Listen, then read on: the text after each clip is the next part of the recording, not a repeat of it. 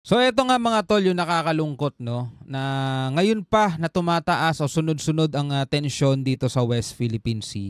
Ang DND may proposal budget sila para sa 2025 na pambili sana ng mga assets. So makakatulong sana sa modernization program ng ating AFP. Subalit, eto nga, ayon dito sa title, budget para makabili sana ng mga fighter jets tinapyas mga tol. 245 billion mga tol, ang naaprubahan lang 75 billion na hindi man lang umabot sa kalahati no. Samantalang yung budget para sa militar ng maraming bansa mga tol, bilyon-bilyong dolyar ang nilalaan nila mga tol. Dito sa atin wala, tinatapyas. Diba? Ayan o, Philippine Navy may 8 fast attack na, sabing ganon. Good news naman yun kahit papano. So itong video panonoorin natin mga tol mula to kay John Reps. Bago natin ito simulan, syempre hinihikayat kita, huwag mong kalimutan mag-subscribe sa kanyang YouTube channel. Nakalagay po ang link ng video ito. Ito. Yung video na yan napapanoorin natin. Nakalagay po ang link niyan sa may description sa ibaba. Pwede nyo puntahan. Pwede nyo puntahan yung channel ni John Reps, panoorin nyo lahat ng video niya. At syempre huwag kayong makalimut mag-subscribe sa kanyang YouTube channel. At dito rin naman po sa ating YouTube channel, kung trip mo yung mga ganitong klaseng reaction video and commentary, no? Kung saan nagbibigay tayo ng opinion, reaksyon, komentaryo sa mga balita o may mga video na to na may kinalaman sa ating soberanya, huwag mo kalimutan mag-subscribe. Click mo na rin ang notification bell para ma-notify ka pag may mga bago tayong reaction video tulad nito. Alright, so wag na natin patagalin pa. Panoorin na natin to mga tol. Hanap sila kung saan yung titirahin nila, bubumbahin nila ng mga naval bases. Muling dumating sa bansa mula Israel ang ika-7 at ika-8 fast attack interdiction craft sa siyam na binili ng Pilipinas. Ito ay upang mapalakas ang kakayahan ng Philippine Navy na magsagawa ng mabilis at epektibong maritime interdictions operation na kumakatawan sa isang mahalagang hakbang tungo sa pagpapalakas ng self-reliant defense posture program. Sana next time tayo na gumagawa ng sarili nating barko. Ngunit kamot na naman sa ulo ang Department of National Defense dahil malaki ang itinapyas na proposed budget nito, kaya apektado ang mga plano nitong makabili ng mga bagong assets tulad ng radar. Sobra mga kapatid. 75 billion out of 245, napakalayo mga tol. Multi-role fighter at iba pa.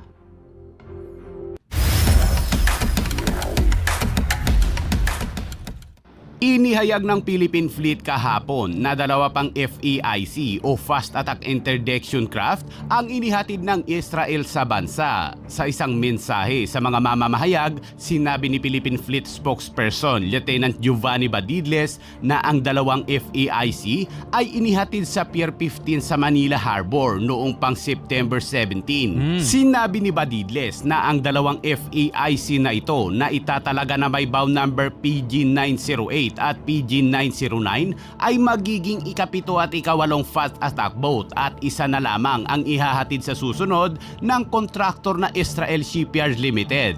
Ang unang 2 gunboat na inihatid ng Israel sa bansa noong September 2022 ay ang BRP Nestor Acero at BRP Lulinato Tuong. Ang ika-3 at ika-4 ay hinihatid noong April 2023 na BRP Hinertinangag at BRP Domingo de Luana. Ang ika-5 at ika-6 naman na inihatid noong Mayo ngayong taon ay ang BRP Hermenegildo Yurong at BRP Lawrence Narag na nilagyan ng Spike Inlaws o 9-line of sight missile system. Ganda yan parami ng parami mga barko natin mga tol no. Kahit na maliliit to mga tol, pero gunboat to. Malaking tulong pa rin to kahit papano mga kapatid no. Pero sana talaga ma-develop mga tol yung sarili nating shipyard. Diba? Para hindi na tayo umaasa ng bibili natin sa ibang bansa. Kahit siguro yung mga equipment na lang na ikakabit, no? Yun na lang siguro yung bilhin. Pero yung mismong barko, yung mismong mga boat, dapat tayo na mismo gumagawa diba? Kayang-kaya naman ng Pilipino yan mga tol. Actually sa ibang mga kumpanya nga sa mga mismong mga paggawaan, napakaraming mga Pilipino nagtatrabaho sa ganyan diba? Sa ngayon, ang Philippine Navy ay mayroon ng 8 fast attack interdiction craft na idinisenyo para sa mga high-speed na operasyon na magtatampok ng mga advanced na missile system at sopistikadong onboard na teknolohiya na Nice one. magpapahusay sa kakayahan ng Philippine Navy na magsagawa ng mabilis at epektibong maritime interdiction operations. Nice one, nice one. Ang pagdating ng mga sasakyang pangdagat na ito ay binibigyang diin ang patuloy na modernisasyon ng Philippine Navy at kumakatawan sa isang mahalagang hakbang tungo sa pagpapalakas ng Self-Reliant Defense Posture Program ng Pilipinas. Ngunit sa pagpupursiging mapalakas ang puwersa ng Pilipinas, abay malaki ang itinapyas sa proposed budget na Yun nga yung nakakalungkot doon eh. Dapat sinusuportahan to ng mga ng gobyerno natin mga tol eh. Kasi ito mga sundalo natin mga tol, willing magbuwis ng sarili nila yan eh para ipagtanggol tayong lahat eh. So dapat bago natin sila i-deploy, 'di ba? Dapat kargado sila ng sapat na equipment. May mga assets sila na reliable, 'di ba? Kaso wala eh. Anong klase yan no? ang Department of National Defense. Ang proposed budget kasi ng Department of National Defense na 245 billion pesos para sa AFP Modernization Program 2025 ay 75 billion pesos lamang ang inaprubahan. Malayong malayo ito sa proposed budget ng DND. Diba? Napakalayo mga tol. Napakalayo. Anong gustong gawin ng mga yun? Diba? Makipag best friend na lang tayo sa China, diba? Abay paano nga naman makakabili ng mga kagamitang pangdigma ang mga ito, kaya't matik, puro pangarap na naman tayo kung ganyan. Kaya nga paano ngayon yan? Inaapi tayo sa West Philippine Sea, inaagawan tayo ng teritoryo, inaagawan tayo ng isla, yung mismong karagatan natin tinatayuan ng isla ng ibang bansa mga tol. Sila, tad sila ng napakaraming barko, ang lalakas ng mga assets nila, di ba? May mga warship silang matitindi. Meron silang mga tinatawag na monster ship. Tayo, anong meron tayo? Media. Ayon sa Department of National Defense ay may mga gamit daw na maaapektuhan dahil sa budget cut ng modernisasyon tulad ng mga radar at mga fighter jets. Saan nila dadalhin yan? No? Lapit na kasi election no? Ayaw na lang natin magsalita pero nasanay na tayo sa takbo rito sa Pilipinas mga tol eh. Ay naku po. Ayon naman kay Senator J.V. Ercito, hindi dapat i-delay ang modernisasyon ng Armed Forces of the Philippines na kabilang pa man din sa priority programs ng gobyerno. Pinuna din ni Senator J.V. ang mababang defense spending ng bansa na nasa 1% lang kumpara sa mga kalapit na bansa sa Asia na nasa 3 hanggang 4%. Wala, tayo na nga lang ata bukod tanging wala pang submarine hanggang ngayon eh.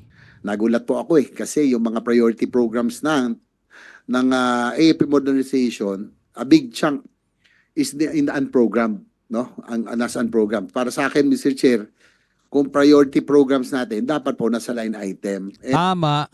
And because of the precarious situation in the West Philippine Sea, all the more that we really have to prioritize and give importance to the Armed Forces of the Philippines Modernization Program. Matagal na nga po tayong na-delay. Horizon 1, Horizon 2, delayed na. Horizon 3. Sobra, talagang napag-iiwanan tayo mga tol. Napag-iiwanan tayo. Buti sana kung may magbabago rito sa Pilipinas bababa yung mga presyo ng bilihin, magkakaroon ng mas maraming trabaho, magkakaroon ng mas maraming benepisyo sa mga mamamayan. Wala rin naman di ba? Wala naman nagbabago mga tol 'Di ba? Tapos kakaltasan pa yung budget ng AFP kailangan natin ngayon 'yun.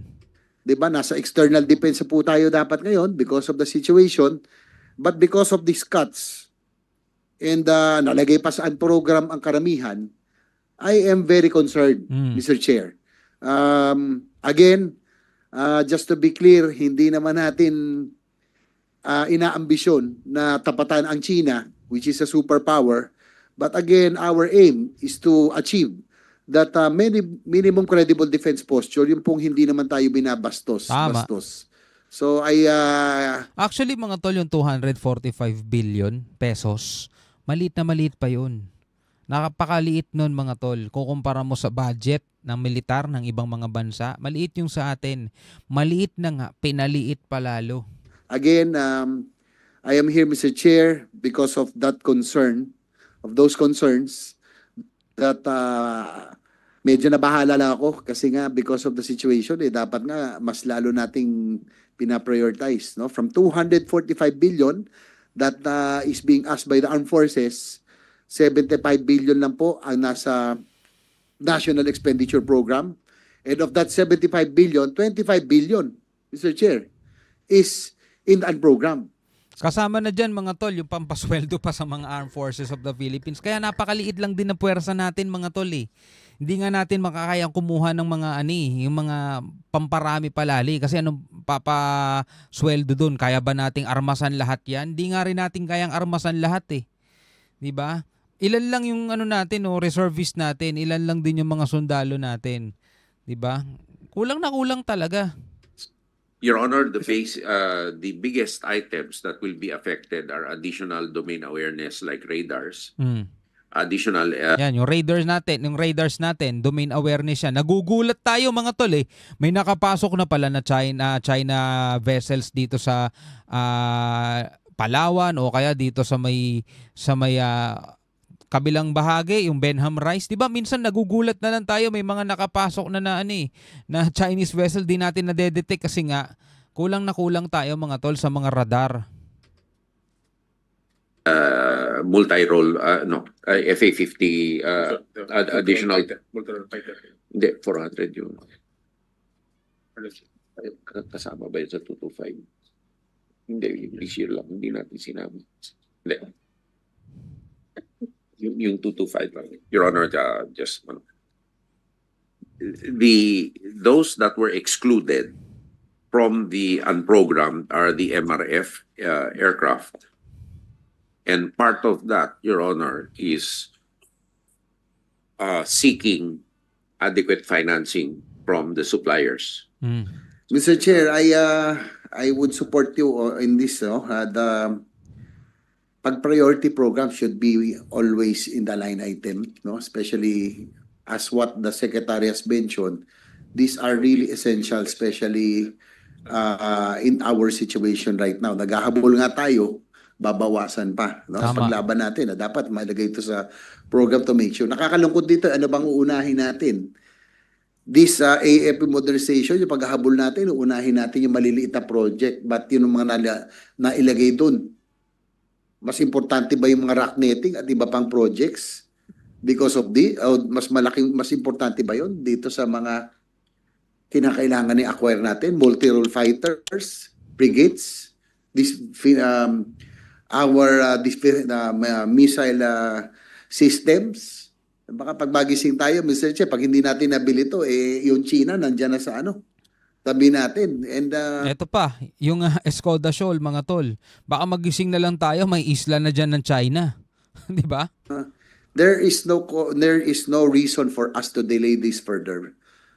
Dahil sabi ko nga, naghahabol na nga tayo. Di ba? I don't know, correct me if I'm wrong, naghahabol na tayo. Sa Horizon 3, we should be now focusing on external defense. I support you kung yung multi-role fighters natin, missile defense system, additional vessels, yan ang makailangan natin Siguro, Senator JB, I think from the SIWAR point of view, tama rin siguro yung lagay dyan sa unprogram. Palakyan yung program kahit hindi magagastos para mag-reflect sa ating defense spending to the GDP. Baka sabihin na, Philippines, umabot na ng 10%. Yung defense spending pala nila. So matakot ngayon yung China. Tapos ngayon kung dumating yung gira, hanapin ngayon ng China yung mga bomber nila, hanapin nila saan yung mga naval base na titirahin nila. Maubos na yung gasolina na sa kakahanap, wala sila makita. Ang pinagsasasabi nito ni Bato.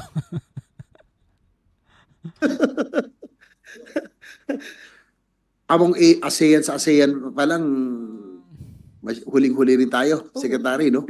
Lahat sila nasa 3%, 4%, Yes, 2%, tapos tayo 1%, kulang-kulang 1% pa Lamang lang ho tayo sa Laos and Cambodia. Ang Malaysia, I'm sure they are spending a Mataas lot. po. No? May Mataas submarine din. capability yan. Grabe. Anyway, mga kapatid, yan, bilang isang Pilipino, ano masasabi mo rito sa mga videong to? Pwede ka magbigay ng komentaryo sa ibaba, mga tol. No, pwede ka magbigay ng iyong reaksyon at sa iyong sariling komentaryo.